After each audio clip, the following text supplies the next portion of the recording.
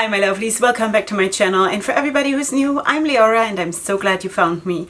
So welcome to today's video, which is actually a bit of a hard video because today I'm going to talk to you about anxiety, and I have sort of on the side mentioned this topic in a couple of videos in Get Ready With Me's and things like this. So if you're not new here, you know that I'm dealing with like panic attacks or anxiety, and that is really a very common thing, and till about 2 years ago I had no idea. I had absolutely no idea. I was sitting on a mighty high horse and I thought everybody who has something like this just needs to get over it. You know, they just need to pull themselves together and need to get over it. It's just a decision that they have to make, and then they can move on and live their life like a normal person. Up until it hit me. And that's what we're going to talk about today, and a few things that I'm using, like a few techniques that I'm using personally to try to help myself in this situation. And I hope that it's going to be helpful for you too. So if you're interested in that, then please keep on watching. Okay, before we go into the topic, I just really quickly need to point out my eye makeup. Because it's so pretty, and as you know, I've been sort of loving the rosy neutrals a lot now lately, and that is an amazing experience for me. So I created this look and I used mattes from the Stunning Vibes palette from Morphe, and the shimmers are actually from my palette that Monique Bolle created for me. I just quickly want to show you which shades I used, because also under my first impression video with my palette there were a couple of requests which shades I should use. So this is one of them. I didn't film the look, but I just still wanted to show you. So I used this shade here, which is Glass Rose. If you can see that, it's a beautiful rose gold, which is just... It's also, the name is so stunning because the texture of this shade is like shattered glass a little bit, you know? Not that it's like, that it feels like that, but it looks like it a little bit, you know? It is super like flaky, sparkly, kind of like small glass pieces. And the color, of course, is a rose gold, beautiful. And then I used Dragon's Blood, which is this one. Yeah, and it's also a very beautiful duochrome shade. So that is my neutral look with my palette. All right, so let's go into the topic. And today is the absolutely perfect day to talk about this because I woke up, I was already off when I woke up, and those are the days when I know this is not going to end well. I already know, because I know from experience that I only need a very small thing, and that's going to trigger me, and then I'm going to go like head on, or however one says that, into this hole that is anxiety. All right, so that's why I wanted to talk to you about this, because now it's something like 9:45 in the morning. I already had a pretty hard morning. Besides feeling off when I woke up, I was still fine when I did my makeup, didn't film it as I told you, so I had my own private makeup time, which is also really important for me to have that once in a while and not film. And then, you know, then I wake up my kids, and my kids are, honestly, I love them, but they are probably 80% source of my anxiety are my children. Not because they're so horrible, but because I'm worried sick about them, about what they're doing now, about the future, about what it's going to be with them when they grow up, about the situation in the country, because I live in Israel and we have like on average 1 war per year here.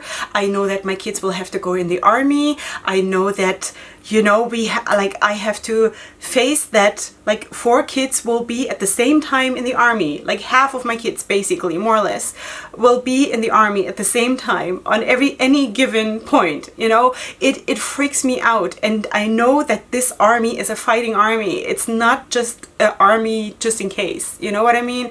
Like I was born in Germany. We had an army there. That was just an army that, I don't know, on the paper, you know, after like the initial training, they were just sitting there and chewing gum. So this is not what we live here. You know, we have an army that actually has to defend the country. And it is a very big pressure point for me to know that this is part of my life, and about like the future of my children who, you know, who have to serve this country, and things like this, you know. Then of course also me being a mom, and I feel so underqualified being a mom. I feel absolutely not like measuring up being a good wife. Am I a good YouTuber? I don't know. Am I a good makeup artist? I'm okay, but am I the best? No. Do I want to be the best? Yes, I want to be the best in everything. And that is like the underlying thing of my anxiety, that I've been raised that way, that yes, you gotta put the work in, and then you will be good, and then you will be very good, and at some point you will be the best. And that is how you will live your life, and you will not stop until you're the best in everything. I'm not gonna blame this solely on my parents. It's also my personality that I'm very much that way, that I need to be top of the class, top of, I've always been that way, and I've always done well like this. I've always been top of my class or whatever. Wherever I was, it was always hard work for me. Sometimes also it fell into my lap, but most of the time it was hard work for me. But I enjoyed it so much to sort of have the reward after that, and to harvest what I planted, sort of, that it was always worthwhile, Also, for example, I gave birth a lot, I had 7 kids in 9 years, and I always refused help because, it is here in our community, it is like when a person gives birth, and you don't have to give birth to twins, because I have 2 sets of twins among like 3 singletons. If someone here gives birth, people come and they bring food for your whole family for like whatever, like 2 weeks, 3 weeks, however long you need help. There are actually, in our local synagogue, there are people who are organizing this. So there is actually like a food train coming every day, twice a day, for like lunch and dinner, or just for dinner, whatever you want. So you are set. Because I'm on this mighty high horse, as I told you in the very beginning of the video, I always refused the help. And if I could not get around accepting the help, if I could not get around accepting the help, then I would complain about the quality of the food, because it doesn't taste like my food, the kids are not gonna like it, whatever, I was horrible. And I was sort of, like cutting off the branch that I was sitting on, because I was constantly, for years and years and years, living above what I could give, I was always giving 150% of the 100% that I could actually give, and I was burning out, and I had no idea. So then at some point, about 2 years ago, and that was before I started my YouTube, about like half a year before I started my YouTube channel, I was also, in addition to that, going through a severe eating disorder, and like all around my life felt like I'm falling apart. But I was not in the position that I could admit it. I was totally in control. I was modeling and everything, and I was, blogging with my fashion blog. That's how I started to be on social media. And I thought I was fine, till one day I wanted to go to the supermarket, and I actually fell down on the floor in my kitchen, like 2 seconds before I wanted to head out of the house to go grocery shopping, and I could not move, and I was shaking, like my whole body was shaking, and I couldn't breathe, and I felt, now I'm gonna die. This was my panic attack of panic attacks. This is how it all started, and this is when I realized, Leorah, this is real. You're not imagining this. This is real. Or are you going crazy? Like, what's going on here? This is when I actually, for the first time, allowed myself to realize that when people are talking about panic attacks and having anxiety, that this is a real thing. And this is actually like one of my things that I want to advise you. Realize that this is real. You can admit this, even though maybe you are like me and you always need to be perfect, but it's okay. You can admit that this is real. You're not going crazy, but this is real, and you're feeling, maybe for the first time in a long time, you're letting yourself feel fear. You're letting yourself feel that you're vulnerable, that you cannot cope, that it is hard, because let's face it, life is hard. It's full of challenges. It's painful. It's not like a Hollywood movie, We have to deal with so much within a lifetime, lifetime, even if you do not live in a country that is constantly like in war or terrorism or things like this, even if you don't have children, or even if you have a secure job, you still will have a lot of things that will stress you, that will challenge you. And so I don't want to compare myself to anyone, and I also don't want to say that my situation is worse because I live where I live and I have 7 kids instead of 1, and I have this job on social media which makes me very vulnerable to so much from like all over, instead of working as my job as a nurse that would have regular income and whatever. So you know, there are a lot of things that are, you know, just custom made to me, but I'm not gonna say that my life is in any way like worse or better or whatever. It's just different. All right. So yeah, so the first thing that I really want to advise, and what really helped me, is to finally get around to believing and to realizing that this is real and it's okay. It's okay because you're not going crazy. I think that is a very important realization, to know that it's a very strong emotion that you're feeling, that you do not know where to put and how to handle, but you're not going crazy. Okay, so I'm just gonna look down at my notes. Okay, so the next thing that helps me when I have anxiety is that I treat my anxiety with all my senses, because all your senses make you feel. And I think, and I'm not a doctor, okay, so you have to pick and choose whatever feels good for you or vibes with you. I'm just giving my suggestions because it helps me personally, all right?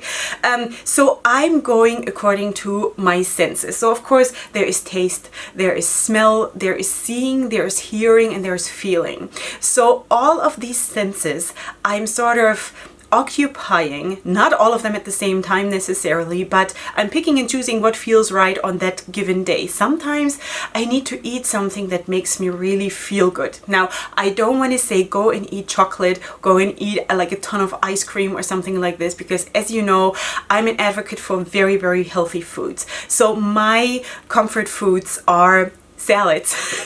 That is, I know that must sound like really strange to a lot of people, but I'm turning to healthy foods when I need to feel comforted, because that gives me comfort to know that I'm nourishing my body. You know, if I were to turn to chocolate, I would then, in addition to the anxiety, also have the guilt of eating something that is actually poison for my body. You know what I mean? So that's why I'm never going to turn to chocolate.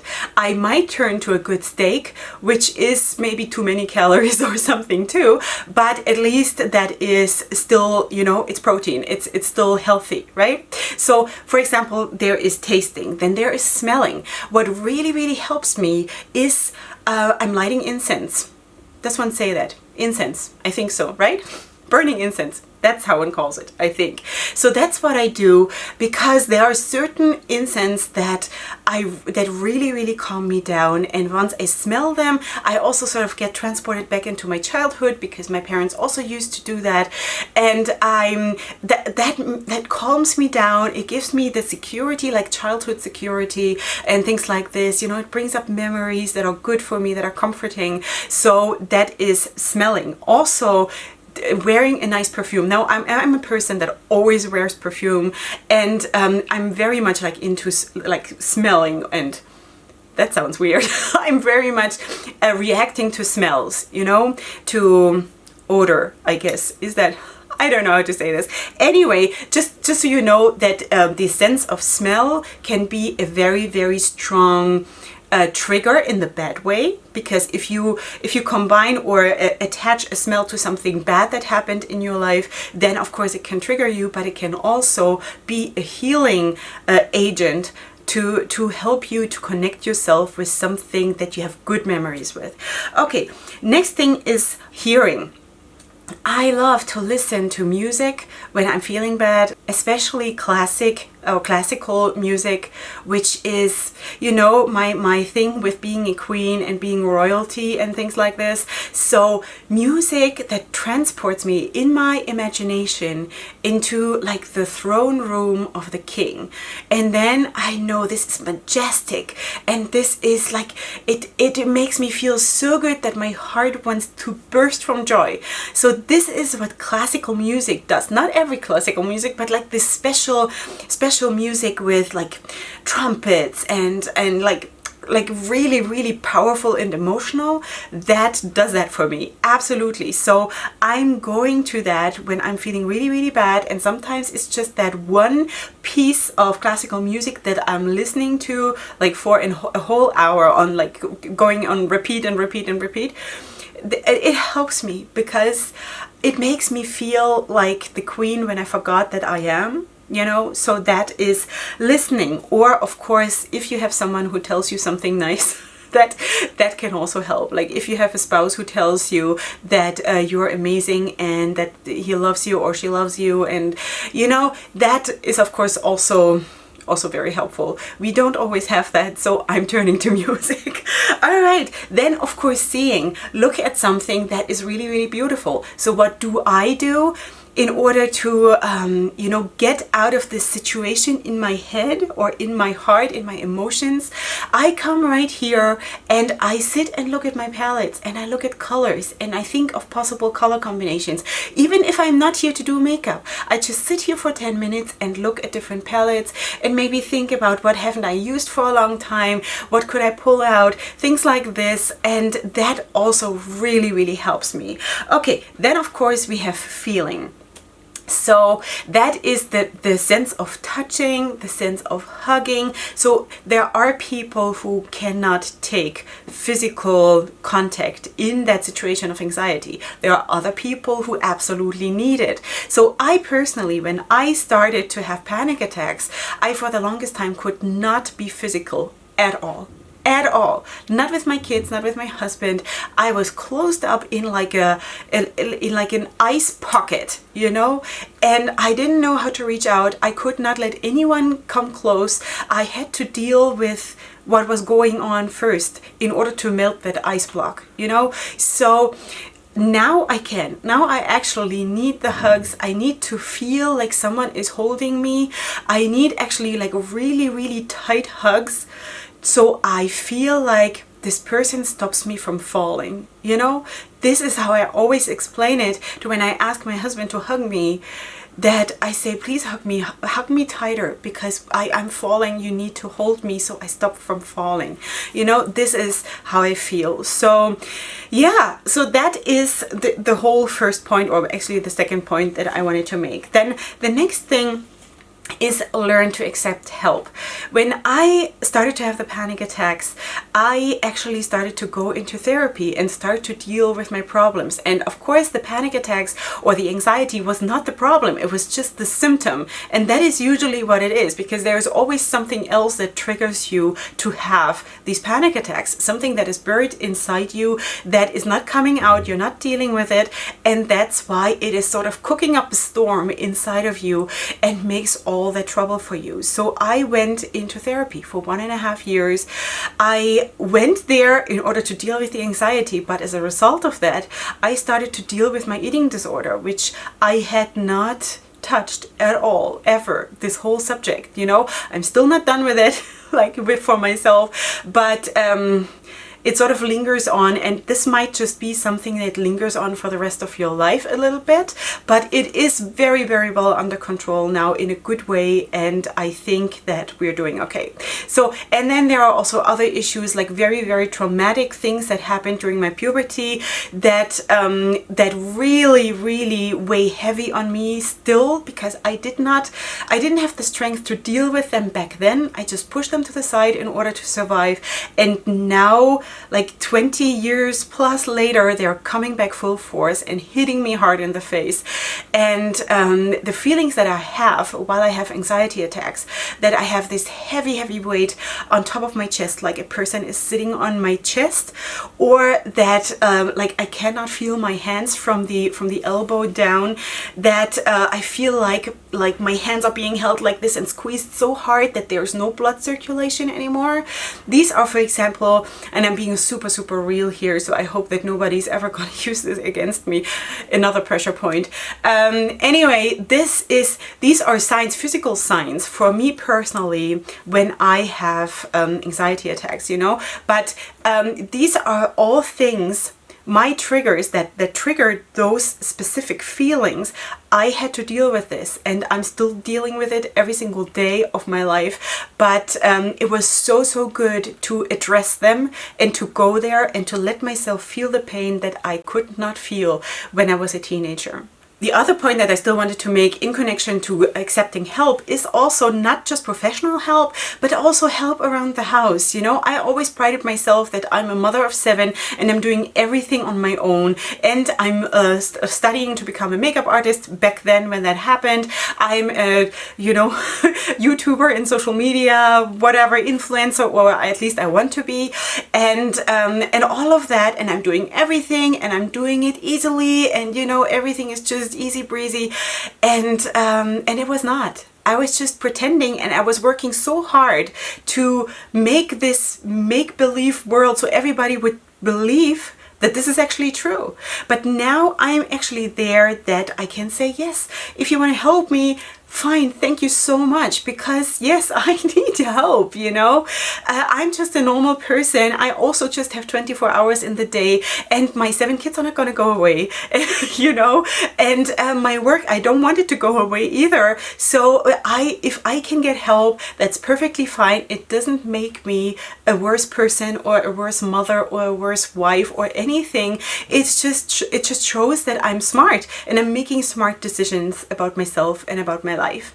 Okay, the next thing is, when you're having an anxiety attack, don't pressure yourself to get out of it, you know, to like step out of it and get going and just get over it, because it doesn't work that way. The more pressure you put on yourself, the longer it lingers on. At least that is my feeling. I know that there is always a sort of end to it. I don't feel it ever goes really away, but there is an end to, for me personally, to the hardest part, you know, the very intense part where I actually physically feel really miserable. And but if I let it pass through me, or like speaking in pictures, like a wave that just runs over you and you're just going underwater and you feel the wave going over you and passing by. So you're still in the water. Nobody pulled you out of the water, but that big wave that would have swirled you around is just passing over you, and you, because you're under the water, you're basically just like moved a little bit, but it does not swirl you around like crazy, you know? So this is how I feel about, you know, letting it pass through you, and I know that it will pass, and then I can go up and get some air. So that is how I feel about it. The next thing is learn, and that's hard, learn to be okay to not be perfect. That is hard, and I'm dealing with that every single day, because this is how I am. I want to be perfect. That's what I've always wanted, because I always felt that this is what will make people love me, you know, and I just wanted to be loved for my whole life. I just wanted to be loved, and I never felt ever that I am loved enough, till I noticed or realized that no person in this world can fill this space, and I'm going to get to that a little bit later. So I don't need to be perfect. And I actually, during my YouTube journey here, I found out that not being perfect speaks to so many more people, because they don't get intimidated by you as much as they would when you are super perfect. And also because it's just real, you know, people can relate to something that is real. So maybe if you've been with me here on this journey from the very beginning, then you also know that in the beginning of my channel, I could not go on camera without having makeup up on, because I still needed to be as perfect as possible. Now I can do it and I have no problem, because I have grown that way already in this particular point. So I'm very, very happy for this journey, because really this place here, and I'm saying this quite often, is really my therapy place, my therapy group, where this is my personal growing place, space, you know, something like that. All right, then of course that point of opening up about it, not just to a therapist, but just also to your friends or to your family, to say, I'm struggling, you know, I have anxiety attacks. Sometimes there are days where I just cannot function the way I would like to, and sometimes I just need help, or at least understanding, or sometimes I just need to be left alone and I cannot do this or that or the other thing, because I need to give myself a break, you know. So that is really, really helpful, to not be closed up in this ice bubble, because you're still trying to sort of protect your reputation, or to like protect the picture that you have built for everybody to see, because nobody knows, nobody can help you, you know what I mean? So that also helped me a lot. The next thing is to get physical, and I mean sports. Sweeties, I know it is very hard to get your butt off the ground when you have anxiety, but believe me that one thing, if you do, you will not regret it. And if it's just going for a walk for you, fine, it's better than nothing. You know, if it's yoga for you, fine, it's better than nothing. But what I would suggest, and if you can physically do it, I would suggest go running or do something that really gets your heart pounding and your body sweating.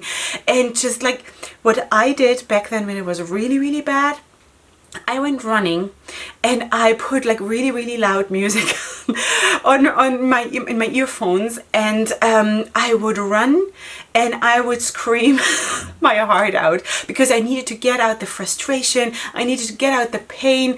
And while running and like really exerting myself, and also being physical, like sort of physical in the way I was like breathing heavy and sweating and just feeling my body working hard, that really, really helped me. And yes, it's hard to, like at the end of the day or whenever you manage to work out, you know, pull yourself together while everybody else is like plopping on the couch and you have to put on your sneakers and go running. Yes, it's hard, but it is worth it. Like every single time when I came back, I felt so elevated and so much better, and I cannot recommend that enough.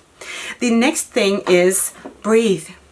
Breathe. Just take a second to breathe, because what I noticed about myself is that when I have these phases of anxiety, I have a very, very shallow breathing, and it sort of feels like I'm holding my breath the whole time. Of course I'm breathing, but it sort of feels like there is an underlying thing that keeps me from breathing, and I'm just going like very, very shallow and maybe too fast, and you know, and if you can just concentrate on breathing in slowly and breathing out slowly, I think that could also be really, really helpful. The next thing, and I've sort of mentioned that already in the connection to getting physical and working out, singing. For me at the beginning it was screaming. I just needed to scream because I couldn't even sing. Now for me, singing is actually also something that transports me back into my puberty, into my childhood, because I was already back then very, very artistic, but not in like drawing and colors, but in the musical sense, because I spent basically my whole childhood, even already in like kindergarten age, in a music school, and I learned, I don't know how many, like 5, 6 different instruments, and I had vocal coaching and things like this. So yeah, that was always like, music was always a very, very big part of me when I grew up. And maybe also there is the connection to why I'm so attached to also classical music, and why I like totally get it, because that is what I studied. Like besides going to a normal school, after that I went to that music school, so I was really busy. But anyway, singing is amazing because it sort of touches your soul. If you have a song or something that totally, like, it makes you cry, You know, there is some song that makes you feel, that makes you cry, that touches you, that reaches your core, your emotions.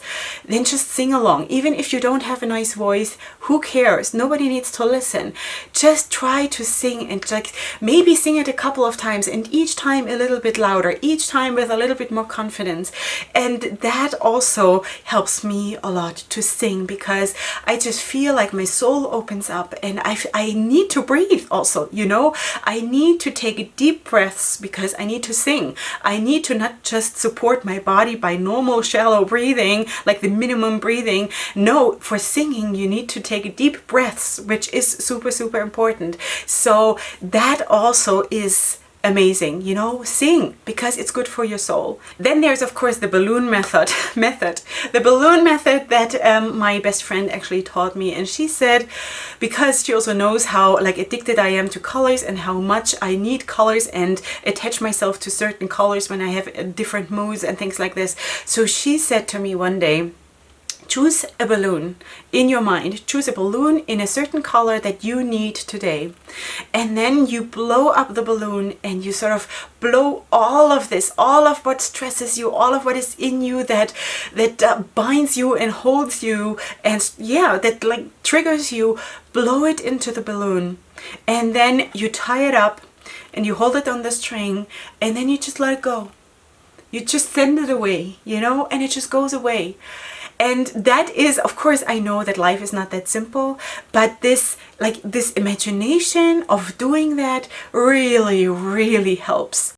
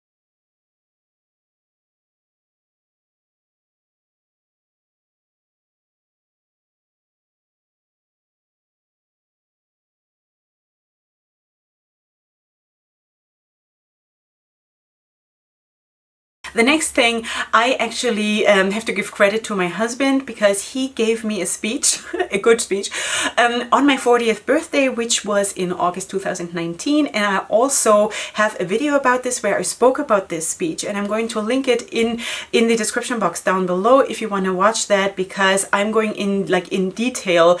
I'm talking about that day and the anxieties that I had about turning 40 and like getting old and whatever, you know, my life is over. Things like this. I know it's silly, but still. Anyway, it's real. It's maybe silly, but it's real. So my husband gave me a speech that I think you should really, if you're interested, watch that video, because it would be too long to explain this here. It's just saying that I'm fearless. I'm fearless because I am scared of the zero in the 4, you know, turning 40, the 4 and the 0. So he was sort of making the connection that I was just scared of the 0 because I was not scared of the 4. I was scared of the 0. And when I turned 30, I was scared of the 0. But really 0 is nothing. It's like 0 is nothing. And then he was like, he went with his fingers like this, doing a 0. And then he just opened it up like this. And then he went like, and he just blew it away, the fear, you know? So then he said, like his bottom line was, sweetie, you are fearless, you just don't know it, you know? So go and watch that video if you want to hear more about this. And like I said, it's going to be in the description box. And the last thing I want to mention is pray. I I'm not putting this at the last thing, as the last thing, because it's the least important.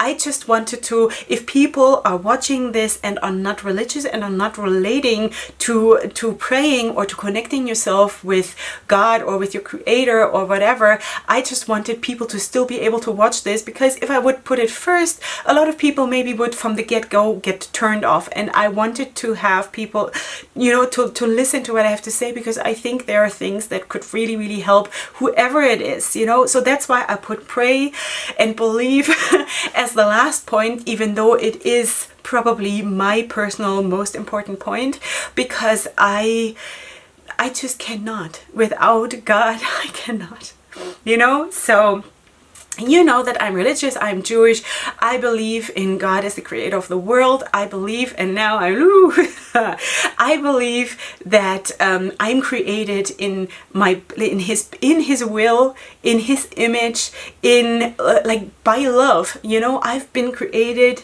by him loving me, and I'm perfect in his eyes, you know. And yeah, this is really hitting close now. Sorry, but yeah, it's real, you know. As you know, I'm not making a show here, so what you see here is real, and may it always be that way. So anyway, that is how I feel, and this is actually the point where I can always go, you know, where I don't even need anything else. I don't need a smell, I don't need a taste, I don't need a hug, I don't need anything else. First, I go there and I say,